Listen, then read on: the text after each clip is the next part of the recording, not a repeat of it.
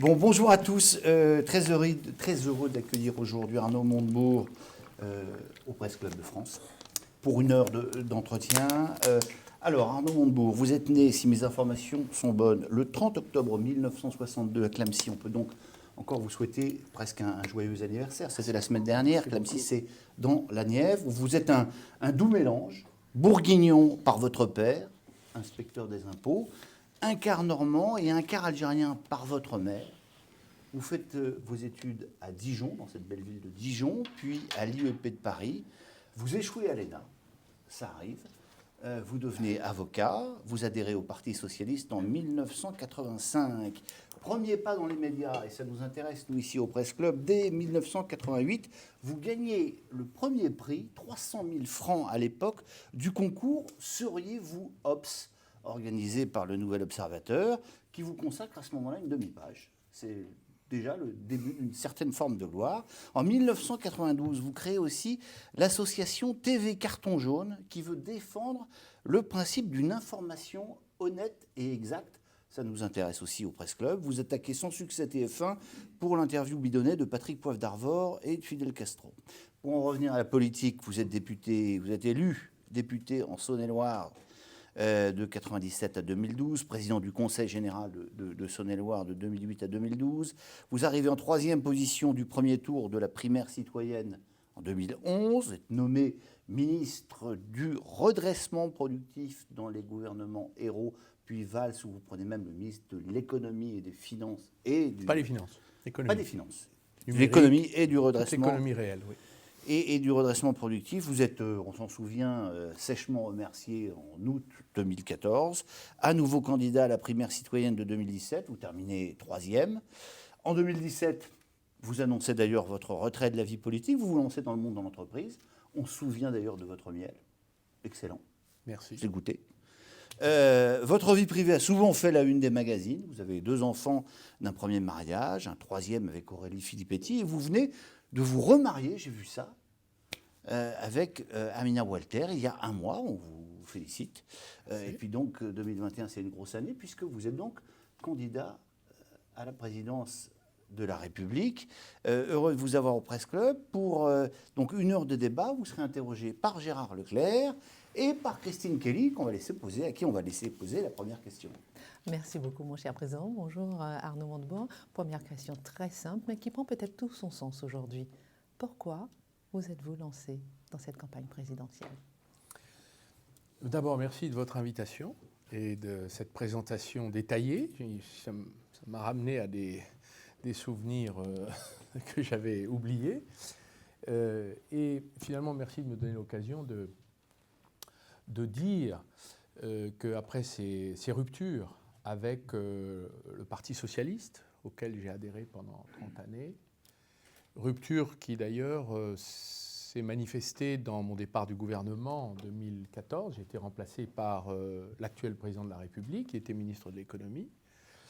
Et c'est une rupture politique sur le fond, c'est-à-dire la façon dont finalement mon propre parti avait abandonné les classes populaires, celles qui n'ont que leur travail pour vivre et qui se sont retrouvées finalement sous le feu d'une austérité fiscale qui avait d'ailleurs été exigée par Bruxelles et ordonnée par les dirigeants politiques du gouvernement auquel j'appartenais.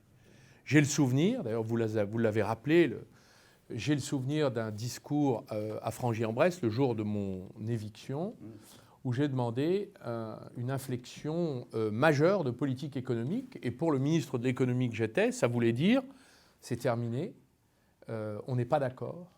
Et à l'époque, je me souviens, c'était déjà la question du pouvoir d'achat.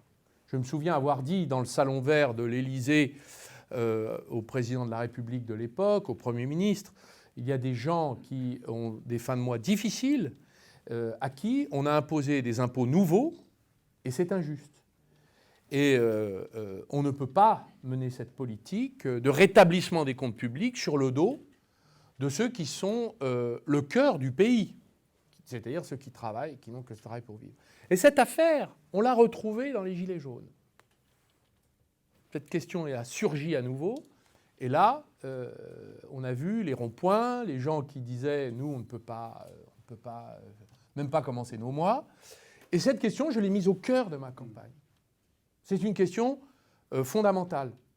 Vous voulez dire que le mouvement des Gilets jaunes a eu un effet déclencheur dans votre campagne?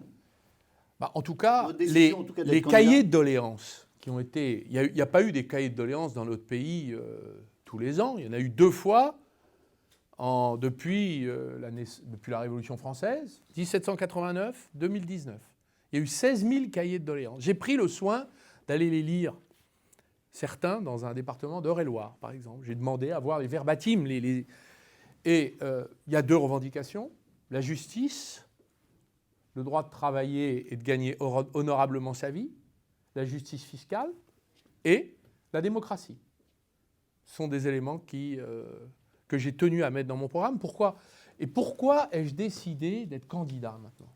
Maintenant, quand vous voyez la cohérence de tout ça.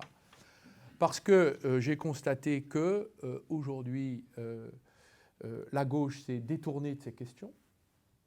Donc, je suis un candidat de gauche qui défend un certain nombre de questions qui ont disparu du langage des dirigeants de la gauche.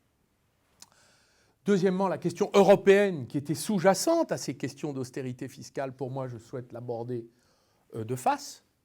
Aujourd'hui, vous savez que les traités pendant la crise du Covid ont été suspendus, mais que la question de l'austérité va très vite revenir au devant de la scène avec les trajectoires budgétaires que la Commission européenne, qui va rétablir les règles européennes qui sont, je crois, pour moi absurdes, et qui d'ailleurs ont été désapprouvées par référendum par les Français. Cette affaire n'est toujours pas soldée en 2005, et j'ai voté non à l'époque. La question aujourd'hui de la souveraineté de notre pays par rapport à un certain nombre d'orientations politiques est posée. J'ai donc placé au cœur de cette campagne la question du rétablissement d'une partie raisonnable de la souveraineté nationale. Et la souveraineté nationale, c'est le droit de décider ce qu'on veut. Alors je prends souvent l'exemple des attaques contre les services publics. La Commission européenne nous demande de privatiser nos barrages. Et ce sont les nôtres de barrages.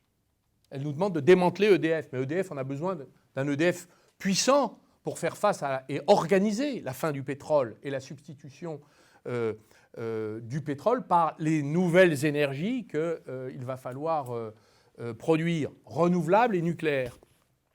Elle nous demande, lorsque nous sauvons Air France KLM, excusez du peu, et que le gouvernement met 7 milliards sur la table, elle rogne les ailes d'Air France en obligeant Air France à redonner des créneaux d'atterrissage et de décollage à Orly aux compagnies low cost anglo-saxonnes. Mais Orly, c'est chez nous. Donc, je ne parle pas des coups de force de la Cour de justice de l'Union européenne qui a décidé d'imposer aux armées les 35 heures. Donc on fait la guerre 35 heures par semaine. Ça n'a aucun sens.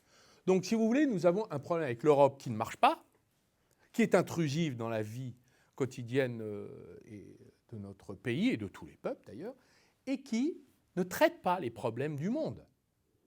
Les GAFAM, elles ne nous en protègent pas. La puissance industrielle chinoise, elle ne nous en protège pas.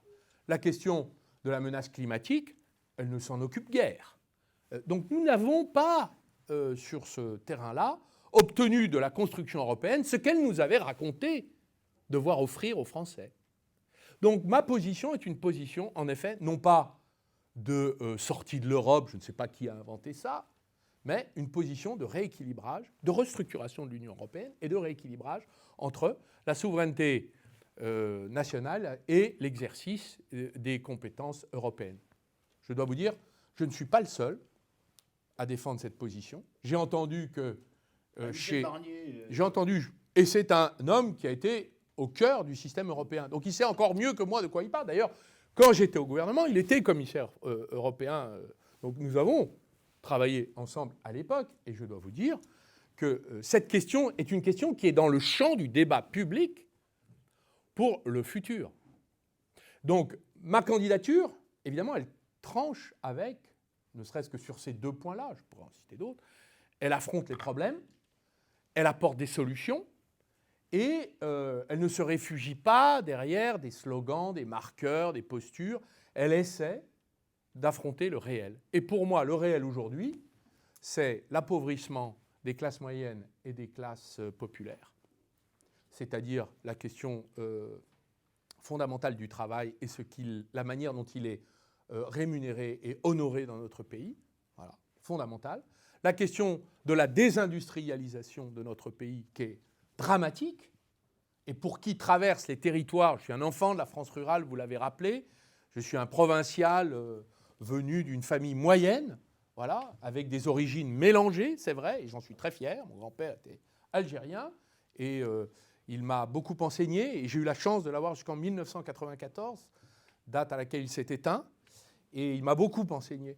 Et lui, il a vécu la tragédie de la Deuxième Guerre mondiale et de la guerre d'Algérie, dans laquelle il était du côté de la décolonisation.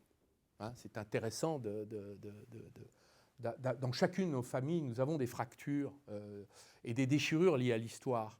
Donc c'est important de dire de quel côté ma famille était. Et ça fait partie de mon code personnel, génétique personnel. Alors, quand j'ai dit ça, je veux répondre, pardon d'avoir été un peu long, mais après tout, on a le temps, c'est le Presse Club, on peut se dire les choses. Non, on n'a pas le temps. Ah, pardon. Oui, on a le temps. Mais je sens que vous impatientez. C'est vrai que Gérard aimerait bien poser une question. Bon, bah alors Gérard, allez-y, j'ai trop parlé. Je le connais. On reviendra tout à l'heure, vous avez évoqué beaucoup de sujets, on reviendra tout à l'heure sur l'Europe.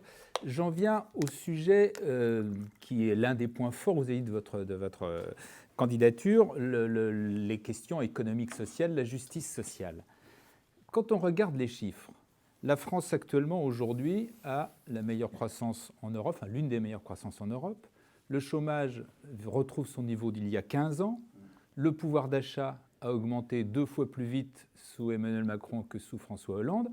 Bref, est-ce que la gestion d'Emmanuel Macron n'est pas meilleure que celle qu'on a eu des gouvernements précédents, et en particulier au niveau des résultats, est-ce que ce n'est pas nettement meilleur que ce que vous aviez obtenu comme ministre de l'économie? J'ai oublié dans la liste la réindustrialisation, un début de réindustrialisation et de relocalisation en France. Vous voyez que ça aurait été dommage qu'il ne pose pas sa question. Je l'attendais avec impatience et gourmandise. D'abord, de quoi parle-t-on? Nous avons dans notre pays des indicateurs au rouge écarlate. Je suis désolé. La balance extérieure est à moins 85 milliards. Elle était à moins 65 à la fin du quinquennat dans lequel M. Macron est resté ministre de l'économie 2 ans. Je ne suis resté ministre de l'économie que 6 mois. Et donc, je voudrais dire un mot sur La balance commerciale, qu'est-ce que c'est? C'est la dépendance de notre pays. Les Allemands sont à plus 185 milliards. C'est un excédent de 185 milliards. Les Italiens sont à plus 65 milliards. Les Belges sont à plus 21 milliards. Les Hollandais sont à plus. Tout le monde est à plus. Et nous, on est avec 3 ou 4 pays, et encore des pays qui réduisent leur déficit quand nous, il augmente. Nous sommes la lanterne rouge. Et il suffit de traverser la France, où on voit les friches industrielles, la perte de vitalité économique, à vendre, à louer, qui s'ensuit évidemment. Quand on perd les emplois industriels, on perd tous les emplois autour, donc on perd les services, on perd les commerces, les services publics, les petits commerces, etc. Donc nous avons un pays qui s'est appauvri et qui continue à s'appauvrir, et la propagande gouvernementale qui consiste à finalement enrober la vie des gens heureux, parce que le discours porté par le président de la République, qui est un discours d'autosatisfaction, c'est la thèse de l'élite heureuse, qui refuse de voir la réalité. Moi, je voudrais vous parler d'une chose, c'est l'inflation Macron. C'est le dossier de la campagne. L'inflation Macron, c'est d'abord, je vais vous donner les détails, et vous allez voir si le pouvoir d'achat s'est amélioré pour les Français moyens. Parce que vous pouvez faire dans les statistiques des moyennes. La moyenne, c'est le milieu, on ne sait pas. Mais peut-être que les revenus en haut ont augmenté et les revenus en bas ont baissé, ce qui fait que la moyenne reste insensible. Donc moi, je regarde la moitié inférieure, parce que c'est ceux-là qui sont abandonnés par la politique. Et je vais vous dire, l'inflation, Macron sait, le gaz, l'ADEME a chiffré à 700 € la ponction sur le pouvoir d'achat des ménages en une année. Le gouvernement et M. Castex, avec son chèque, n'en épongera que 100 €.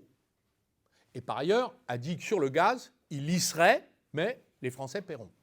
2, l'électricité aura augmenté cette année de 25% en 3 ans.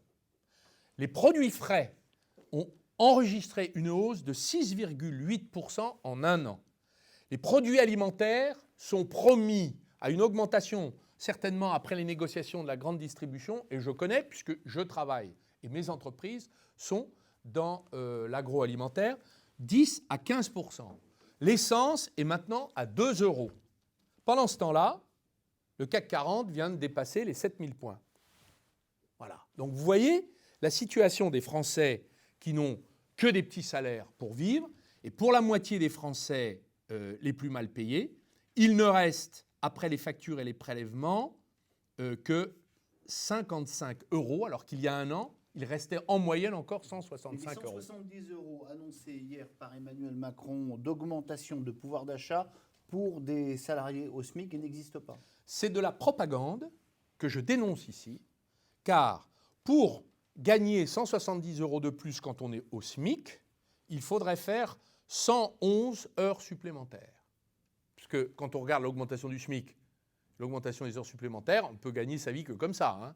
Le salaire, il n'a pas bougé, il a augmenté de 0,8, 1, 1, 2 maximum. Bon, les salariés ne font en moyenne que 43 heures supplémentaires. Donc les statistiques gouvernementales sont des manipulations qui visent à peindre en rose la situation de gens qui ne bouclent pas leur fin de mois. Et je le dénonce ici officiellement. C'est le dossier de l'inflation Macron. Et nous allons démonter chaque jour, et vous allez voir. Il y a des taxes environnementales qui sont en train de frapper tout un tas de filières, tout un tas de produits qui sont en train d'entrer en vigueur et qui vont renchérir encore plus, parce que là, je n'ai pas cité le prix de la construction, le prix du logement. Je rappelle que le prix du logement, qui a augmenté de 150% en 10 ans, n'est pas dans l'indice de l'INSEE, par ailleurs, parce qu'on considère que c'est un investissement, donc ça n'est pas un prix. Le loyer, ça fait partie des dépenses contraintes. Et là encore, la baisse du chômage... Alors maintenant, je vais vous parler de la baisse du chômage. Telle qu'elle est présentée par Emmanuel Macron. Alors maintenant, je vais vous parler de la baisse du chômage. D'abord, un chômage au plus bas depuis 15 ans. Ça encore, c'est de la propagande? Alors, je vais vous dire. D'abord, on a encore 5,5 millions de chômeurs en catégorie A, B, C. Donc le nombre global des chômeurs est toujours supérieur à l'avant-crise. Que le chômage baisse, c'est normal, avec 6% de croissance, puisque c'est la reprise économique.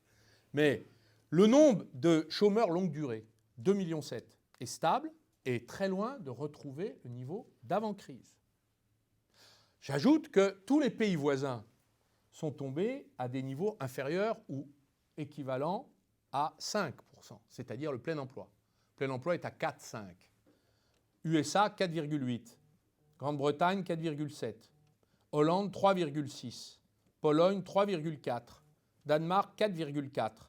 Autriche et Allemagne, 5, 7 et 6. Nous, on est encore plus proche de 8. Donc, il y a encore du travail et il y a beaucoup de chômeurs dans ce pays. Il y a beaucoup de chômeurs dans ce pays. Alors, pourquoi ma proposition est une proposition qui, pour moi, est une révolution culturelle et économique en même temps? Je propose de remettre la France au travail, qui consiste, à payer mieux le travail et créer plus de travail. On ne travaille pas assez parce qu'il y a trop de chômage dans ce pays. Il n'y a pas assez d'emplois. Il nous manque 1 million d'emplois industriels, directs ou indirects. C'est ce qui nous manque pour financer la protection sociale, pour retrouver notre indépendance, faire reculer le déficit de la balance commerciale. Et ce n'est pas la Startup Nation qui peut le réaliser. Elle ne l'a pas réalisé. Elle ne peut pas le réaliser. On a besoin d'innovation, on a besoin d'entreprises numériques, on a besoin d'entrepreneurs, mais il nous manque 1 million d'emplois industriels qu'on tourne le problème dans tous les sens. Voilà. Puis-je me permettre d'être très directe? J'ai l'impression que vous avez trouvé un créneau vraiment qui touche les Français. Et vous l'avez dit, la classe populaire, souveraineté, Made in France, le rééquilibrage de l'Europe, la désindustrialisation. Et j'ai l'impression que ces 48 dernières heures, votre candidature a volé en éclats. Est-ce qu'elle a volé en éclats? Est-ce que votre candidature est encore légitime avec cette proposition que vous avez faite sur l'immigration et cette partie de votre camp qui vous a lâché? Écoutez, Alors, pour préciser exactement ce que dit Christine, c'est que dimanche, je vais proposer de bloquer tous les transferts d'argent, 11 milliards qui passent par Western Union vers les pays qui refusent de rapatrier leurs clandestins. Cette mesure a suscité une levée de bouclier, et notamment chez vos partisans. Voilà de quoi il écoutez, j'ai tout dit sur le sujet, et me suis déjà exprimé. Moi, ce que j'ai noté, c'est que les candidats de l'Union de la gauche ont réussi pour la première fois à faire l'union contre moi. Il ferait mieux de faire l'union pour quelque chose. On n'en serait peut-être pas là. J'ai noté aussi qu'ils n'avaient fait aucune proposition. Cette proposition est une proposition, je le rappelle, qui est utilisée par tous les États qui exercent la puissance, et notamment les Américains qui l'ont pratiquée. Ils ont un panel de sanctions économiques, les visas, les avoirs, l'aide au développement et les transferts. Voilà, c'est exactement ce qu'a fait M. Biden, ce qu'a fait M. Obama, ce qu'ont fait les administrations américaines, quelles qu'elles soient, vis-à-vis des États avec lesquels elles sont en conflit. Donc, ce que j'ai voulu exprimer, c'est qu'il va falloir taper au portefeuille des États. C'est ça que je me suis peut-être mal exprimé, mais taper au portefeuille des États pour obtenir que lorsque là, vous tapiez au portefeuille des familles, quoi. Non. En tout cas, je l'ai dit, non. Je l'ai dit, ce n'était pas ce que je voulais exprimer. C'est une conséquence. Non, mais je ne souhaite pas le faire. Ce qui compte, c'est d'abord que les États comprennent que nous entrons maintenant dans un monde où la question des sanctions économiques va être posée. Elle est sur la table. Et elle est d'ailleurs très diverse. Elles sont d'ailleurs diverses. L'aide au développement. Nous avons des coopérations, des soutiens, des flux d'investissement. Ça fait partie du débat. Donc la question, c'est comment on obtient la coopération sur des sujets qui vont devenir de plus en plus difficiles. Ça veut dire que vous avez l'impression que la France et par extension l'Union européenne sont trop angéliques dans le monde d'aujourd'hui, qu'on ne fait pas suffisamment pression, on n'agit pas suffisamment avec de leviers de guerre économique pour obtenir ce qu'on veut de la part d'autres États? Je pense par exemple qu'en matière économique, on a laissé trop faire. J'ai laissé derrière moi un décret, le décret qui s'appelle le décret Montebourg. J'en suis très fier. C'est un décret qui permet de contrôler, je vous donne un exemple intéressant, de contrôler les investissements étrangers en France dans des secteurs stratégiques. Il y en a 7 et M. le maire a étendu le champ du décret à des nouveaux secteurs, la robotique, la numérique, l'intelligence artificielle, je crois. Il n'y a eu que 3 mesures de contrôle et d'interdiction en presque 10 ans. Ce décret date de 2014, 7 ans après, 8 ans après, presque. Il n'y a eu que 3 décisions. Donc je considère, si vous voulez, qu'en matière économique, on fait confiance toujours au marché et que l'État n'a pas à intervenir. Moi, je pense le contraire. Et c'est la raison pour laquelle ma candidature est une candidature qui affronte la question économique, parce que c'est celle qui assure le pain quotidien des nations et des hommes et des femmes qui travaillent, mais aussi qui assure notre liberté et indépendance. Donc l'économie, pour moi, est fondamentale. C'est la raison pour laquelle cette candidature est une candidature qui vise à renforcer les moyens d'intervention de l'État dans l'économie. Alors je vais vous dire pourquoi. Et je parlais tout à l'heure d'une révolution économique et culturelle. Et je voudrais me faire comprendre auprès de vous. Le Made in France, ça peut être un slogan. Moi, je suis un entrepreneur aujourd'hui du Made in France. D'ailleurs, j'ai un job. Demain, je suis au Salon du Made in France. Mon entreprise expose, comme tous les ans d'ailleurs. Rien d'original. Vous avez parlé de mon miel. Vous allez recevoir le ministre. Et surtout, c'est un combat personnel. C'est un combat qui a été politique, qui a été aussi culturel, qui est entrepreneurial aujourd'hui, mais qui est politique au sens noble du terme. C'est une vraie réussite. Pas pour moi encore tout à fait, parce que je considère que la France n'a pas fait le travail. Le Made in France, selon M. Macron, c'est des destructions économiques de tous nos fleurons. Alstom, vendu aux Américains, sous la signature Macron, Technip, aux Américains, Alcatel, aux Finlandais qui ont tout démonté, Lafarge aux Suisses, Essilor aux Italiens, etc., etc. Donc, les œuvres complètes de M. Macron, c'est la destruction de nos fleurons. C'est pas ça. Et évidemment, ça a des conséquences sur les territoires, sur les emplois, les centres de décision, la R&D et la maîtrise du futur de toutes ces entreprises. Donc moi, j'ai décidé, dans cette campagne, et c'est une des propositions les plus importantes, que j'appelle la proposition Made in France XXL, c'est-à-dire de grande taille, non seulement de remonter des entreprises de premier plan mondial dans des secteurs d'avenir, Péchinet, l'aluminium et tous les métaux de l'écologisation de l'économie, un nouvel Alstom pour reprendre les énergies renouvelables et recontrôler le nucléaire, c'est-à-dire toute la partie aval de la production nucléaire qu'on a laissé partir chez les Américains. C'est très gaulliste, ça. Hein. C'est pas que gaulliste, c'est de bon sens. Hein, c'est de bon sens. Ça devrait être d'ailleurs dans tous les programmes de tous les partis politiques, pour moi. Mais personne ne le fait et ne le propose. Et je suis le seul à défendre cette stratégie. Par exemple, nous avons 60 produits stratégiques qu'on importe. Je prends un exemple sur les médicaments. Nous importons 1,8 milliard d'antibiotiques. Nous importons 10 milliards par an de médicaments alcaloïdes. Ce sont des médicaments généralement importés d'Inde ou de Chine qui servent à endormir les patients avant des opérations chirurgicales. 10 milliards par an sont les acheteurs des hôpitaux qui dirigent leurs commandes à l'étranger. Avec 10 milliards, vous ne croyez pas qu'on peut faire 5 à 10 usines avec ça? Bien sûr. Il suffit de dire, écoutez, on va se mettre au prix mondial, on va être capable de produire sur notre territoire parce qu'on a les volumes et on a la commande publique. Alors, est-ce que ma candidature a volé en éclats? Je n'ai pas l'impression. Je n'ai perdu aucun soutien. Mon directeur de campagne est ici, M. Collin. Les jeunes avec Montebourg. Non, mais bon, voilà. Pour le reste, après, qu'il y ait des polémiques, toutes les semaines, il y a des polémiques.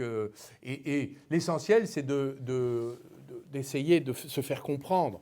Voilà, dans un débat public. Et c'est pour ça que Et je vous remercie de votre invitation. Et c'est pour ça qu'on va écouter la question de Gérard Leclerc. Je suis trop long. Oui, Hein. L'Europe, vous en avez déjà parlé. Donc l'Europe, vous contestez que l'Europe puisse nous imposer ses règles.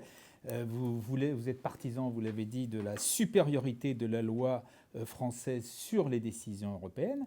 Alors, deux questions. Concrètement, comment on fait? Parce que ce que vous mettez en cause, c'est justement l'Europe, les fonctionnements de l'Europe. Que vous le vouliez ou non, ça revient à ce que la France se retire d'un certain nombre de règles européennes. Comment on fait? Et deuxièmement, comment vous expliquez qu'avec ces mêmes règles, l'Allemagne et les résultats qu'elle a, notamment sur le plan industriel, elle n'est pas, semble-t-il, handicapée par ces fameuses contraintes européennes? Parce que chaque pays a des problèmes différents et la manière de les résoudre doit répondre à des règles différentes. C'est la raison pour laquelle je propose la différenciation des règles sur le marché unique. Alors ça, c'est un abus intellectuel de votre part, M. Leclerc. C'est un abus intellectuel. Donc c'est la... Non.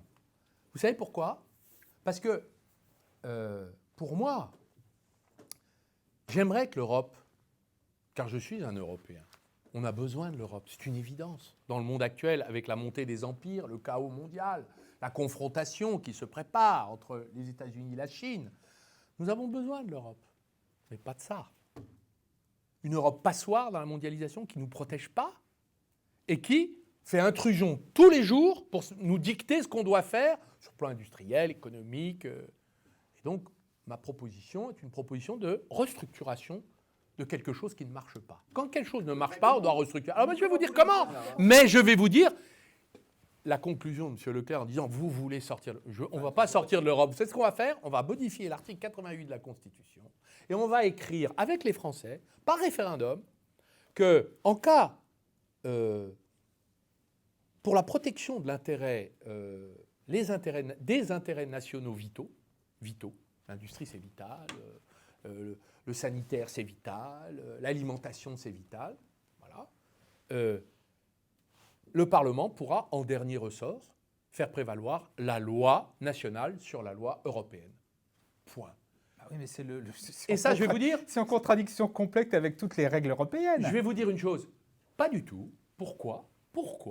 D'abord parce que, contrairement à ce que vous dites, ce qui montre qu'il faut qu'on en parle, et je suis très content de pouvoir le faire ici. Pourquoi ? D'abord parce que jusqu'en 1989, avant le renversement de la jurisprudence, le Conseil d'État et la Cour de cassation appliquaient toujours la dernière loi applicable, c'est-à-dire entre la loi nationale et l'européenne, ils préféraient toujours la loi nationale. Il y a eu un changement de jurisprudence, mais il suffirait que la Constitution le rétablisse. Deuxièmement, c'est exactement ce qu'a déclaré le tribunal constitutionnel de Karlsruhe en matière monétaire. Moi, je considère que les constitutions, enfin, c'est pas moi qui le considère, les constitutions ont une supériorité naturelle sur tous les traités européens. Et si nous décidons que, dans certains cas, nous prendrons comme on le fait, par exemple, on l'a fait dans des grands traités, on met des réserves en disant ça, on n'est pas d'accord, on est désolé, on ne l'appliquera pas. C'est exactement comme ça qu'on retrouvera la respiration nationale dans une Europe qui doit continuer à se construire, mais à l'extérieur, sur l'extérieur, pas sur nous et l'intérieur. Voilà. Par ailleurs, je considère que la Commission européenne est devenue un monstre froid qui organise en permanence des intrusions dans la vie des nations et qui doit maigrir d'urgence. Voilà. Je préfère que nous retournions au Conseil des États, où là, il y a des discussions politiques. L'Union européenne, elle applique des règles, elle ne fait aucun choix. Moi, je veux moins de règles et plus de choix. Eh bien, les choix, on va les faire, nous. Voilà. Est-ce que tout cela va conduire à une sortie de l'Union européenne ? La réponse est non. Parce que la constitution du peuple français est supérieure à tous les traités que les gouvernements ont pu approuver. Deuxièmement, est-ce que ça aura des conséquences politiques sur le fonctionnement de l'Union européenne ? La réponse est oui, et c'est très bien, parce que comme ça, on pourra aller vers un nouveau traité refondateur. Et on dira, bah, écoutez, oui, c'est vrai, on va mettre en œuvre ce qu'on a appelé la subsidiarité. Il y a des choses qui vous concernent, et d'autres qui ne nous concernent plus, nous Européens. Hein, voilà. C'est une sorte de nouveau partage des eaux, si je peux m'exprimer comme ça. Et la France peut le faire toute seule ? Mais il y aura beaucoup d'alliés sur un sujet comme celui-là. D'abord parce que c'est exactement ce que font tous les pays. Regardez le plan de relance, le fameux plan de relance qui a été financé par l'Union européenne. Vous voulez qu'on en parle ? Nous recevons, on nous a dit que c'est une extraordinaire avancée, puisque l'Union européenne lève de l'argent et l'Union européenne, beaucoup plus. Oui, c'est 700 milliards. 700 Beaucoup milliards. plus, Pardon. beaucoup plus. 750 milliards, dont 100 pour la Lève de l'argent, Merci Gérard. lève de l'argent, et c'est la première fois. C'est vrai, c'est la première fois. Mais il n'y a pas de ressources en face, toujours pas. On ne sait pas s'il y en aura, comment. J'espère qu'il y en aura. Ce serait là la véritable avancée, c'est qu'il y ait des ressources communes au plan européen pour financer une politique commune. Pour l'instant, c'est les contributions des États qui payent. Donc, finalement, ça ne change rien. Mais ce qui est intéressant, c'est que la France a reçu 40 milliards, mais elle devra en rembourser 67. Alors, il y a un pays qui est contributeur net, comme on dit. Vous savez, contributeur net, ça veut dire vous recevez, vous payez pour l'Europe. C'est le cas de la France. La France, elle paye pour l'Union européenne. Elle paye. Et elle n'a pas le droit de dire qu'elle n'est pas d'accord. Pourquoi ? Elle ne peut pas le faire. Elle doit se taire. Monsieur Leclerc ? Non. Donc, la Commission européenne a fait un passe-droit à la Hollande, par exemple, qui est un contributeur net. Elle a dit, bon, bah, parce qu'ils ont fait le coup de Mme Thatcher. Ben voilà, Ils ont dit, I want my money back. Mais moi aussi, je veux ma money back. Oui, oui. Moi, je vais rembourser 40 milliards. Dans ce cas-là, vous voyez ce que je veux dire ? Elle ne pas être la plus grande européenne de. Je ne sais pas, de je ne l'histoire. sais pas, je ne porte pas de jugement. Je vous dis qu'aujourd'hui, la Hollande, qui est contributeur net, a eu droit à un rabais sur le remboursement de son plan de relance. Donc si vous me dites qu'on est à la carte, je dis tout le monde est à la carte. Tout le monde est à la carte. La directive travailleurs détachés, qui est un scandale, parce qu'on organise le dumping à domicile. C'est-à-dire qu'on a le droit ici d'embaucher des travailleurs des pays de l'Est, payés aux conditions de l'Est. Alors, plus tout à fait maintenant, mais en tout cas, ils ne payent pas les cotisations sociales. Donc, en fait, ici, vous avez une concurrence déloyale sur notre territoire entre des travailleurs de pays différents de l'Union européenne. C'est un scandale. Cette travailleur d'État, vous voyez, moi, je considère que là, il y a 500 000 personnes on a le droit d'embaucher des étrangers dans le pays. Moi, j'y suis favorable, je suis favorable. Souvent pour des emplois que les Français. Non, mais n'occupent c'est pas le sujet. Le sujet, c'est que c'est pas le même tarif. Oui, mais et donc, c'est une si c'est pas le réalité. même tarif, c'est pas acceptable sur notre droit. On peut dire, bah, écoutez, c'est le même prix. Voilà, alignement. Lorsqu'on va chercher des Marocains pour ramasser des fraises, c'est parce qu'on ne trouve pas des gens pour ramasser des fraises ici. Madame, Donc ça, c'est quand Madame même Kelly, une vraie question. Je ne vous parle pas de ça. Je défends l'idée, d'ailleurs, que serait l'économie française sans, Alors, en effet, il faut augmenter ceux les qui font salaires. les vendanges et qui viennent généralement... C'est ce que vous dites, augmenter les salaires. Merci, et c'est ce que je suis en train de dire. Que seraient Ah oui, d'ailleurs mais nos comment hôpitaux sans tous ceux qui aident les soignants et qui sont médecins et qui sont généralement considérés comme faisant fonction d'interne d'ailleurs.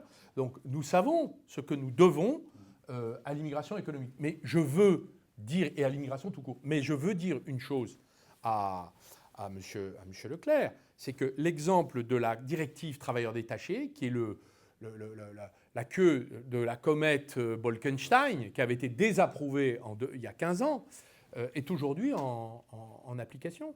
Moi, je considère que c'est une atteinte à nos intérêts vitaux. Parce que ça veut dire que, finalement, on ne traite pas de la même manière sur notre sol des travailleurs qui sont de pays européens différents. Une question, Monsieur le Ministre, sur la réindustrialisation, qui est un sujet qui vous tient beaucoup à cœur, et voilà, même aussi à Emmanuel Macron, etc., qui est dans la suite même du Made in France.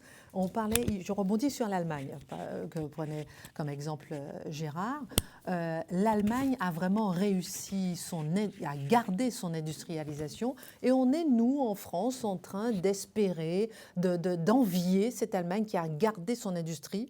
Comment arriver à faire les Français réaimer, on va dire, si vous permettez l'expression, leur industrie, accepter des usines à côté de chez soi et se réindustrialiser alors qu'on veut l'industrialisation. On veut justement le Made in France, mais personne ne veut une usine chez soi.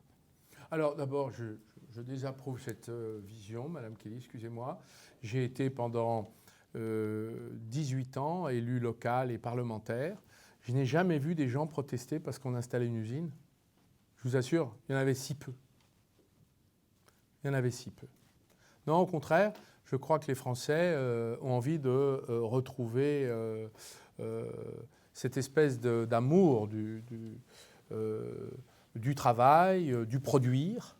Et l'engouement que suscite, par exemple, un salon comme celui du Made in France, où moi-même j'expose comme entrepreneur, montre bien que les Français veulent redécouvrir les produits, les métiers, les compétences, la manière de faire.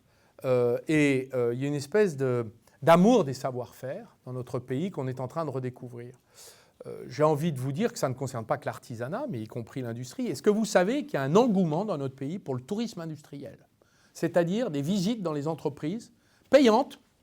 Et les gens, les gens se précipitent pour visiter les usines dans notre pays. Hermès, par exemple. Mais pas qu'Hermès. Vous allez chez Valrhona, ils ont 100 000 visiteurs par an dans leur chocolaterie dans la Drôme.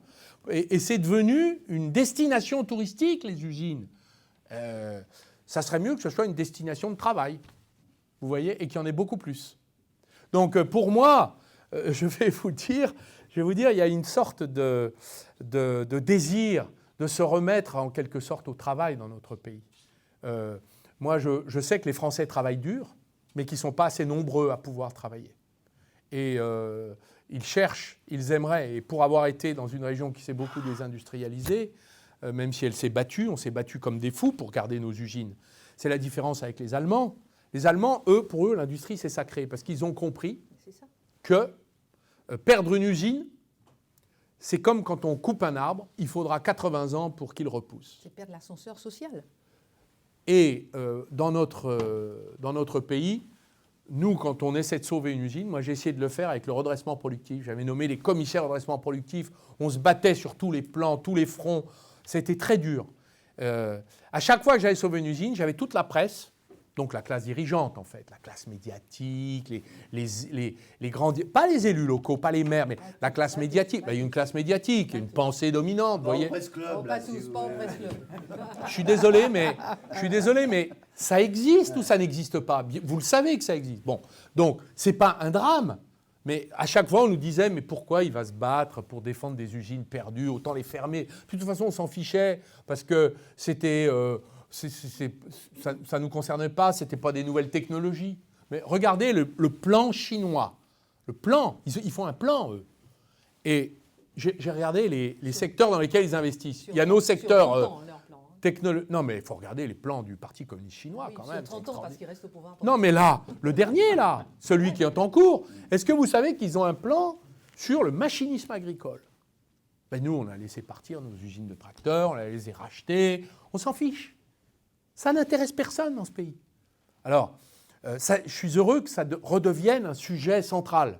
Et je veux en faire le sujet de ma victoire à cette élection présidentielle. Allez, des questions dans la salle. Alors là, en général, je vais vous dire, la première question est toujours difficile à poser, puis après, vous allez tous lever la main et il n'y aura plus le temps de prendre toutes les questions, d'autant que vous avez remarqué que parfois les réponses sont un peu longues. Je suis désolé. Mais intéressant.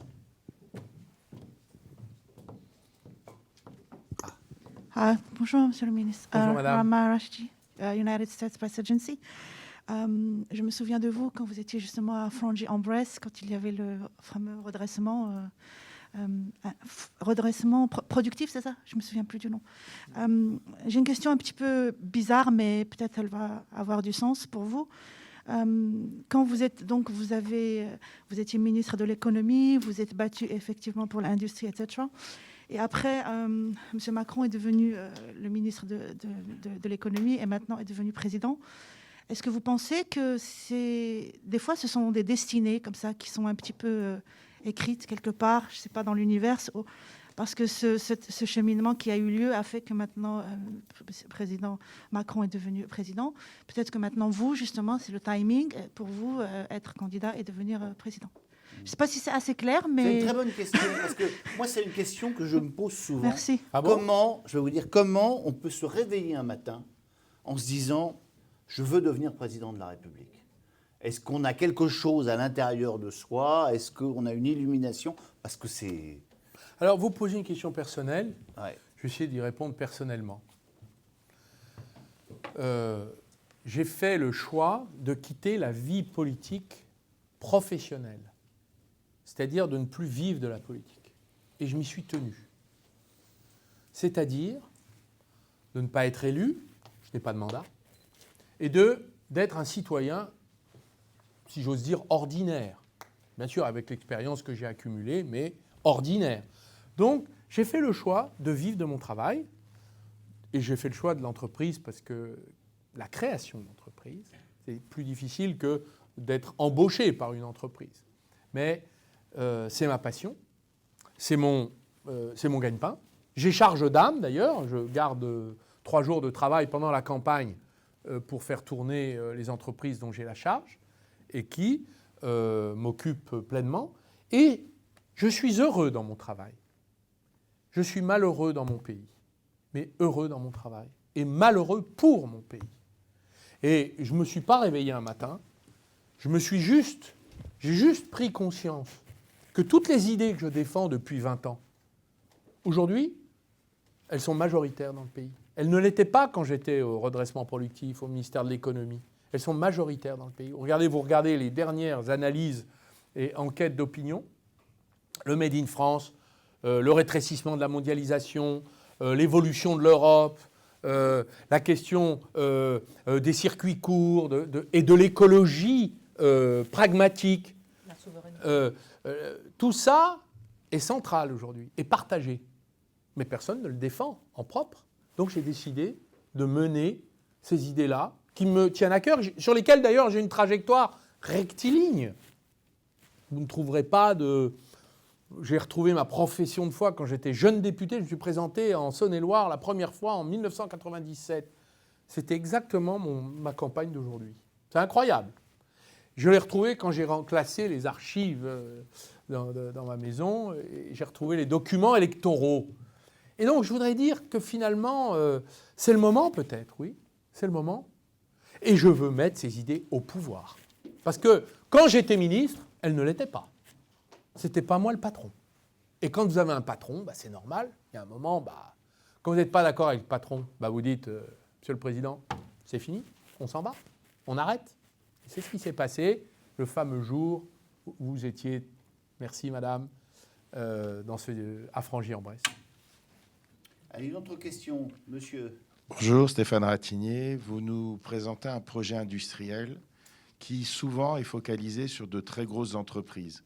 Et vous nous comparez à des pays européens qui sont en excédent, qui, eux, ont un tissu industriel basé sur de petites industries, de moyennes industries et de grosses entreprises. C'est fondamentalement différent. En France, il est très difficile pour une société innovante de prendre une place en moyenne entreprise ou en grosse entreprise, parce que ce n'est pas dans les coutumes de l'État d'appuyer au développement de ces entreprises.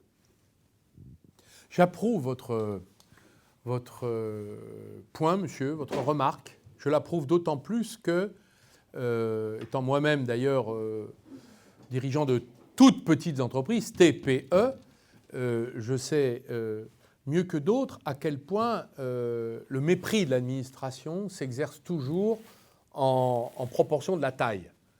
Plus vous êtes gros, plus vous avez le droit de participer à la discussion avec les pouvoirs publics, plus vous êtes petit, plus vous êtes méprisé. Et c'est exactement ce que disent, par exemple, les PME. C'est des PME, presque des ETI maintenant, bientôt des licornes du secteur numérique, qui disent « vous donnez tout aux GAFAM américains, donc finalement vous aliénez notre souveraineté, alors que nous, on a les capacités technologiques pour répondre ». Et c'est la raison pour laquelle il faut utiliser la commande publique pour les petites entreprises. Je parlais des fleurons qu'il faut reconstituer parce qu'ils sont structurants, y compris sur l'ensemble de la chaîne de valeur. Quand le gouvernement a une boîte qui ferme, vous savez ce qu'il répond? Il dit on va faire de la R&D. Non, il faut faire de la R&D, des lignes de production industrielle, toute la supply chain et toutes les matières premières. Il faut avoir une vision stratégique de l'intégration de la valeur. Excusez-moi de parler un peu un jargon, mais je vois que j'ai affaire à quelqu'un qui connaît le sujet, et je me permets de répondre par les mots pour le dire, en disant nous avons besoin de tout dans un pays, de start-up, de TPE, de PME, d'ETI et de grands groupes. Voilà. Et nous avons été éventrés par la crise financière. Et nous n'avons toujours pas reconstitué. Et maintenant, nous sommes dépendants. Et quand on est dépendant, il se passe ce qui s'est produit. Et d'ailleurs, je vais vous dire, la commande publique, ça ne marche toujours pas. Vous avez eu, l'année dernière, 6 milliards d'euros d'importation de masques, alors qu'on a demandé à des entreprises de produire. Moi, je les ai croisés dans les salons, dans mes visites. Les boîtes qui fabriquent les masques disent ils nous ont demandé de produire et puis ils ne nous commandent pas. Voilà. Et ils nous tuent. C'est des petites boîtes, hein. Vous avez 30 salariés, 50 salariés, 150. Ils ont investi et ils sont maintenant au tribunal de commerce. Ou pas loin. Bon, voilà. Ça, c'est le scandale du mépris de l'administration pour notre propre territoire. Quand j'ai pris l'armée les mains dans le sac sur l'affaire de ce qu'on a appelé le Pullgate, hein, c'est pas Bill Gates, c'est le Pullgate. Je suis allé visiter une manufacture dans le Tarn qui fabriquait pendant des années des pulls pour l'armée. L'armée a décidé de leur supprimer le marché. Où c'est allé? Ils ont dit c'est une entreprise française. Ah ben non, c'était du franco-lavage, c'est-à-dire des délocalisations maquillées. Une entreprise s'est substituée qui a son siège social à Nîmes, qui s'appelle Léo Minor. Léo Minor, ils n'ont pas de site de production en France. Donc maintenant, l'armée fait des délocalisations maquillées. Et je les ai appelés, les responsables de la décision. Je leur ai dit, vous ne croyez pas que vous pourriez quand même de temps en temps regarder les conséquences de vos actes? En plus, vous êtes dans le Tarn, vous avez un régiment d'infanterie de marine à côté, le RPIMA. Vous vous en occupez pas? Ça ne vous intéresse pas de faire travailler le territoire avec l'argent public des Français? L'armée? Alors vous imaginez les hôpitaux. Donc moi, je veux remettre tout ça au cordeau. Voilà. Et je vais vous dire, c'est comme ça qu'on remontera le pays. On ne le remontera pas en faisant confiance au marché et à Bruxelles. Non. Il va falloir qu'on ait 3 règles nouvelles. Commande publique, préférence locale, aide d'État. On va prendre des entreprises avec de l'argent de l'État. L'État, il ne sait pas faire de la production. Mais les entreprises, elles savent. Mais les entreprises, elles n'ont pas d'argent. Donc il faut qu'on arrive à trouver, c'est ce que j'appelle le modèle SpaceX NASA, qu'on arrive à trouver l'alliance. Il n'y a pas d'alliance, il y a des appels d'offres avec des bureaucrates à Bercy qui font marcher la machine à candidature. et qui mettent des multi-critères avec des gens qui sont chargés de la multi-instruction avant la multi-décision. Et avec ça, vous pensez qu'on va trouver une solution. Non, ça ne marche pas. Donc, conséquence, on va faire ce travail-là. On en a pour 10 ans. Moi, je prends le pari qu'on est capable, selon cette méthode, de retrouver 250 000 emplois en un quinquennat d'emplois industriels directs, c'est les fameuses usines, madame. Et je veux vous dire, moi je connais plein de territoires qui n'attendent que ça. Et il y a des zones qui sont vides. Vous savez, elles sont vides. Vous avez des entrepôts logistiques, ça il y en a. Mais les zones, elles sont vides. Je vous en ferai visiter, madame Kelly. J'en connais plein. Des territoires qui attendent des usines. Ah mais il n'y a que ça, mais il y a que ça partout. Il y a des zones. zones industrielles vides, des friches agricoles à restructurer des friches industrielles à restructurer partout et à dépolluer d'ailleurs parce qu'ils sont partis Les collectivités ne veulent pas les voir. à la cloche. J'ajoute, non, je ne suis pas du tout d'accord avec vous. Je vous assure, je ne suis pas du tout d'accord. Ben, bien sûr, il y a toujours une association qui n'est pas d'accord, mais comme quand on met une éolienne, il y a toujours une association qui n'est pas d'accord. D'ailleurs, c'est ce qui fait le charme de la France. À chaque fois qu'on fait quelque chose, il y a toujours quelqu'un qui n'est pas d'accord, n'est-ce pas? Bon, ben, c'est pas grave. L'essentiel, c'est qu'on avance. Donc, aide d'État, commande publique et concurrence. La concurrence libre et non faussée. Vous savez ce que je disais? Moi, j'ai monté 34 plans industriels. Malheureusement, M. Macron les a mis à la poubelle. Et je lui ai dit, par presse interposée, car je n'ai pas de relation avec lui, j'ai dit à M. Macron, par votre intermédiaire, que c'était une erreur. Les 34 plans industriels, d'ailleurs, ils sont sur, vous les trouverez très facilement, ils sont sur Internet. Ne vous inquiétez pas. Excusez-moi. Et ces 34 plans industriels, c'est de la planification, mais moderne. J'avais confié aux entreprises du secteur la réalisation de mes plans. Parce que tout le monde me disait, y compris le président de la République de l'époque, me disait, mais c'est du pompidolisme. Je dis, alors, c'est pas grave. C'est surtout la reconstruction de notre industrie par les moyens de la puissance étatique et de l'alliance avec le privé. Et alors, j'avais pris, dans chaque secteur, j'avais pris des entreprises, 1, 2, parfois 3. J'aurais dit, voilà, on va faire une entente. C'est une entente, c'est interdit par l'Europe. Ça. Ce que j'ai fait, c'était interdit par l'Europe. Et vous savez, je l'ai fait. Et j'avais des hauts fonctionnaires de Bercy qui arrivaient avec leur dossier vert. Dans mon bureau, ils me disaient, monsieur le ministre, on ne peut pas. Mais je dis, on va le faire quand même. Puis vous irez plaider à Bruxelles. Alors malheureusement, M. Macron l'a mis à la poubelle, tout ça. Parce que ce n'était pas lui qui avait eu l'idée, peut-être, ou parce que, peut-être plus grave, je pense que c'est plus grave, c'est que idéologiquement, il pense que le marché est plus fort que l'intervention de l'État. Donc lui, c'est l'anti-Made in France. Voilà. Et dans ces plans, finalement, on utilisait la commande publique. On disait à telle entreprise publique, il faut que vous fassiez travailler machin, parce que ça va nous faire... Mais on le faisait par-dessous le manteau. On se cachait pour le faire, monsieur Leclerc. Vous vous rendez compte? Ben moi, je propose qu'on ne se cache plus et qu'on le structure juridiquement pour les 10 années à venir. Voilà. C'est comme ça qu'on réussira. Sinon, je vous dis, sinon, on n'a aucune chance. De temps de prendre une dernière question dans la salle.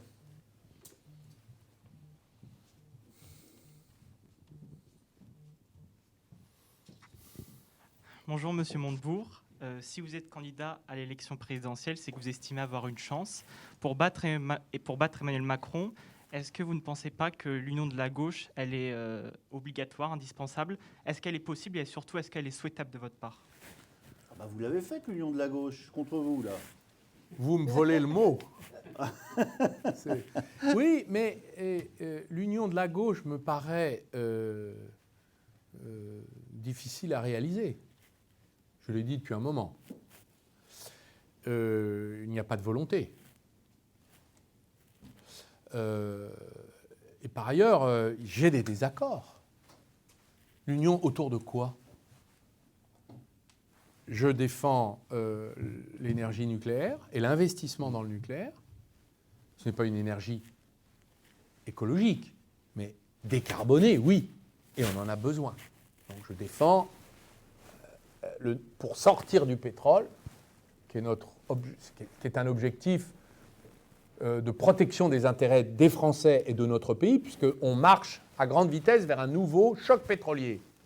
Et que toutes les classes moyennes, classes populaires vont le payer plein pot. Donc il faut se désengager du pétrole. Pour pouvoir se désengager du pétrole, il faut remplacer le pétrole par les énergies renouvelables et le nucléaire. Bon, j'ai des désaccords avec Jean-Luc Mélenchon, j'ai des désaccords avec Madame Hidalgo et Yannick Jadot, évidemment. Je n'en ai pas avec Fabien Roussel, avec qui je partage parfaitement l'analyse qu'il a exprimée. Sur la question européenne que j'ai exprimée tout à l'heure, je n'y reviens pas.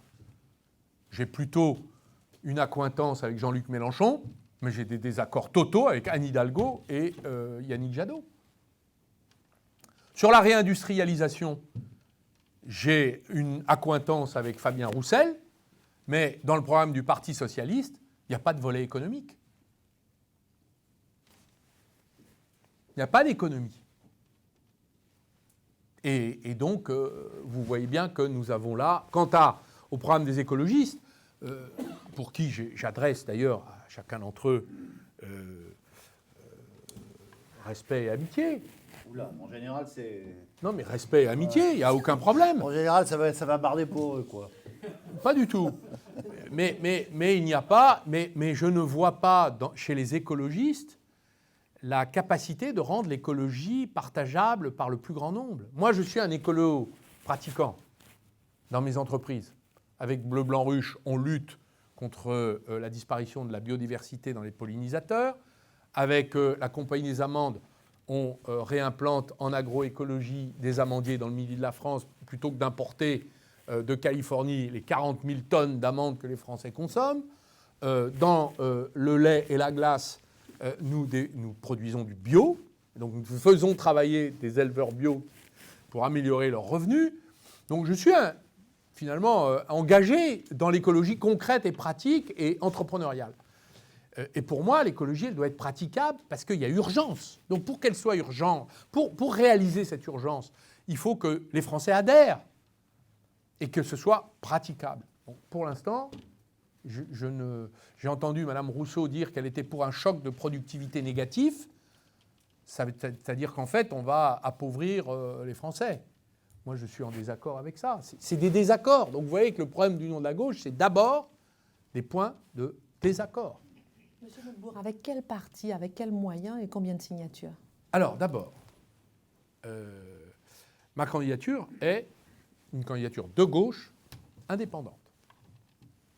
Donc je m'adresse évidemment à tous les Français. Je ne suis pas, et je ne négocie pas mon programme avec des fractions politiques du pays. Je le présente, je le travaille, j'ai reçu le soutien. D'abord, j'ai un parti politique qui s'appelle l'Engagement. J'ai reçu le soutien de la gauche républicaine socialiste qui a quitté Jean-Luc Mélenchon sur un vote militant et qui a rejoint ma candidature. J'ai reçu le soutien du MRC, qui est l'héritier du parti de Jean-Pierre Chevènement. Donc je ne suis pas seul. Et les signatures sont au rendez-vous, elles arrivent, les maires me soutiennent. Je rappelle d'ailleurs qu'ils s'identifient non seulement à mon parcours, mais aussi à mon projet. J'ai un projet, je n'en ai pas parlé, mais de retour à la terre. Je voudrais en dire un mot. Je défends l'idée, et regardant les aspirations populaires dans les métropoles, enfin dans les grandes agglomérations, pas vraiment les centres-villes, je parle plutôt des périphéries, je vois des Français qui veulent quitter les métropoles, qui en ont assez des loyers délirants, des trajets de transport domicile, travail trop longs, de l'insécurité qui est quand même réelle et sérieuse, et qui disent « je voudrais changer de vie professionnelle ». Mais je n'en ai pas les moyens.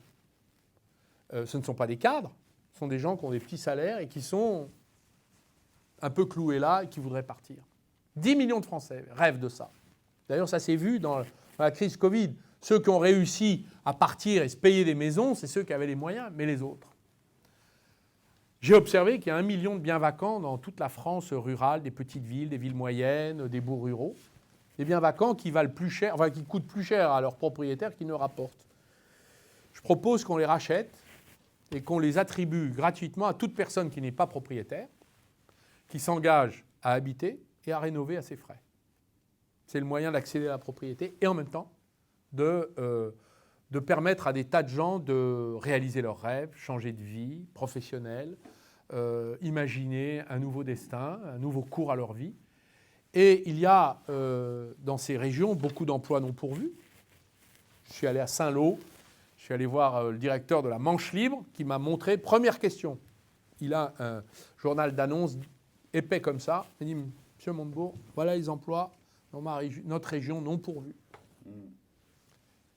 Et des emplois qualifiés, des emplois... donc il faut organiser la formation, les changements de métier. Tout ça ne fonctionne pas dans notre pays. Formation professionnelle, on met 30 milliards, c'est un désastre. Je suis ravi que vous parliez de la Manche libre. Parce que ça va pouvoir amener ma dernière question. Parce que là, il va falloir malheureusement... C'est trop long. Non, c'est très intéressant. On est au Presse Club. Vous nous avez dit un petit peu ce que vous pensiez de l'univers médiatico-parisien. On a beaucoup parlé d'entreprises. On n'a pas parlé d'entreprises de presse. Comment est-ce que vous voyez l'avenir de notre profession ? Je pense que vous êtes comme toutes les entreprises, vous êtes sous la coupe du système numérique que nous ne maîtrisons pas. C'est-à-dire qu'en fait, je me souviens quand j'étais au gouvernement avoir porté plainte avec le vice-chancelier d'Allemagne, qui était mon homologue ministre de l'économie, à la Commission européenne, qui n'en a rien fait, qui préfère faire des... C'est marrant, dès qu'on parle de la presse, on a des problèmes de micro. Non, excusez-moi, c'est moi qui ai fait un faux mouvement. Excusez-moi. Donc, j'avais porté plainte sur la question du search, et c'était une plainte contre Google, et elle a mis du temps, elle a mis quelques années à prospérer, et c'était porté par les groupes de presse, à l'époque. Je l'ai fait, parce que c'est une atteinte à l'équilibre économique des entreprises de presse. Ça s'appelle les droits voisins. Voilà. C'était un exemple pour vous dire que j'ai une antériorité dans le sujet. Mais ce que je vois, c'est que c'est un métier qui est en difficulté, avec un appauvrissement du système, des journalistes d'ailleurs qui sont maintenant précarisés souvent, et que finalement, ceux qui investissent dans l'entreprise de presse le font, non pas en croyant que c'est rentable, mais pour d'autres raisons. Donc on a un sujet par rapport à la rentabilité des entreprises de presse et des ressources dont nous avons besoin dans une démocratie. Donc on va être obligé quand même de poser la question de l'indépendance des rédactions par rapport aux actionnaires. Sujet fondamental qui n'existe pas dans le service public. Car finalement, dans le service public, les entreprises de presse restent solides et ont conservé cette tradition d'indépendance, alors qu'on pouvait imaginer que ce serait différent dans le privé. Donc pour moi, ce sujet va devoir être abordé. L'État donne déjà plus d'1 milliard d'euros par an à la presse écrite. Merci beaucoup, en tout cas, Arnaud Montebourg. On a été ravis de vous accueillir. Merci à vous. Applaudissements pour Arnaud Montebourg, parce que... Il a fait un bon numéro.